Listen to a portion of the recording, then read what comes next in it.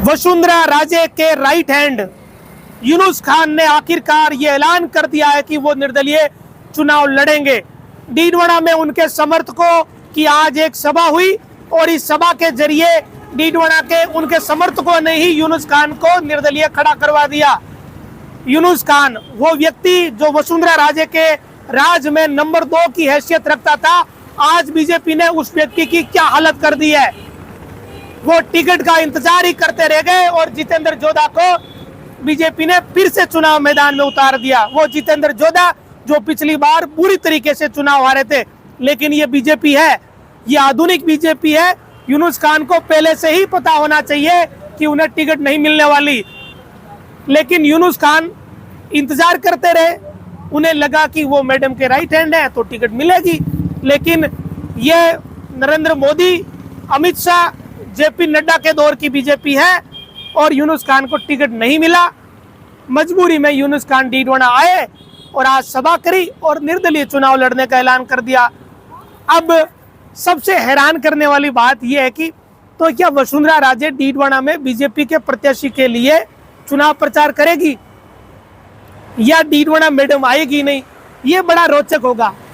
यूनुस खान और वसुंधरा राजे के बीच कितनी घनिष्ठता है थी, ये सारी राजस्थान की जनता जानती है। नंबर 2 की हैसियत यूनुस खान की वसुंधरा राजे के शासन में रही, लेकिन आज यूनुस खान की क्या स्थिति है? वो यूनुस खान जिसे पता ही नहीं चलता था कि उसके आगे पीछे कौन चल रहा है, इतना राजनीतिक कद उनका हो गया था और इस तरह की आबो हवा उनके आसपास मंडराती रहती थी कि जैसे वो कोई बहुत बड़े आदमी बन गए। लेकिन ये समय का चक्कर है और समय के चक्कर ने यूनुस खान को वही लाकर खड़ा कर दिया जहां से वो शुरू हुए थे।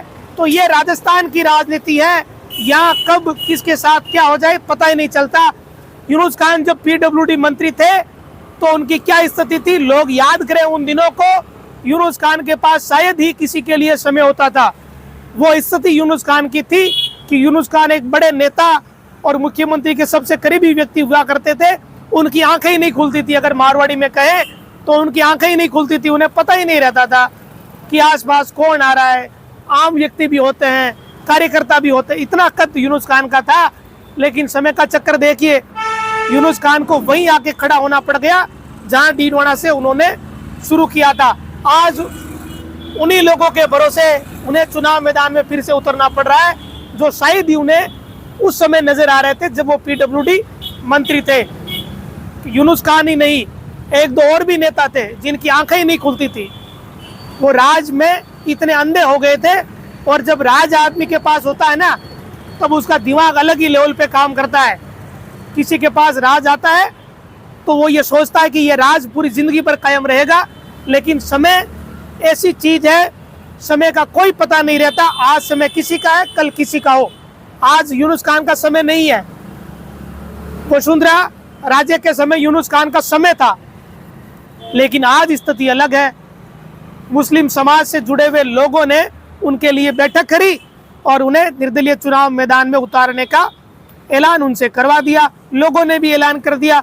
अब यूनुस खान पग से पार पड़ेगी या नहीं पड़ेगी, ये समय की बात है, लेकिन यूनुस खान वहीं पर आकर खड़े हो गए जहां से वो शुरू हुए थे। ये यूनुस खान के साथ क्यों हुआ, ये यूनुस खान को इस पर मनन करना चाहिए।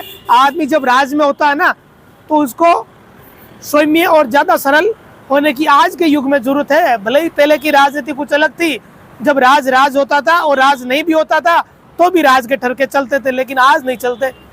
ये नरेंद्र मोदी का समय है, आज के समय में चीजें अलग होती है। और यूनुस खान के साथ तो पिछली बार उन्हें सचिन पायलट के सामने ले जाके पटक दिया, और इस बार डीडवाना की जो मुस्लिम आवाम है और कुछ उनके समर्थक, उन्होंने कह दिया कि खड़े हो जाइए आप।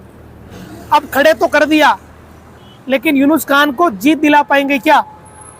क्योंकि बीजेपी का जो वोट बैंक है वो किस तरह का है ये सभी जानते हैं। जितेंद्र जोधा पिछली बार नए थे, फिर भी उन्होंने अच्छे खासे वोट लिए। इस बार वो नए भी नहीं है, और सामने रूपाराम डूडी की विरासत को आगे बढ़ा रहा व्यक्ति चेतन डूडी है।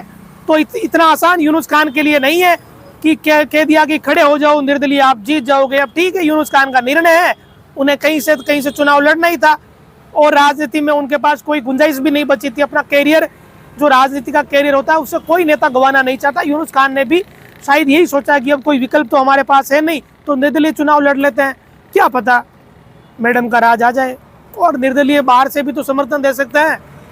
लेकिन ये तब है जब विधायक बनेंगे, और ये भी तब है जब मैडम सीएम बनेगी, और ये भी तब है जब बीजेपी का राज आएगा। तो ये तमाम चीजें हैं, लेकिन राजनीति में सब अपनी अपनी कोशिशें करते हैं। यूनुस खान भी कोशिशें कर रहे हैं। तो यूनुस खान को डीडवाना की जो उनके समर्थक आवाम है, उन्होंने निर्दलीय चुनाव मैदान में उतारा दिया है और आज यूनुस खान ने ऐलान कर दिया है। अब रिजल्ट डीडवाना की जनता को तय करना है।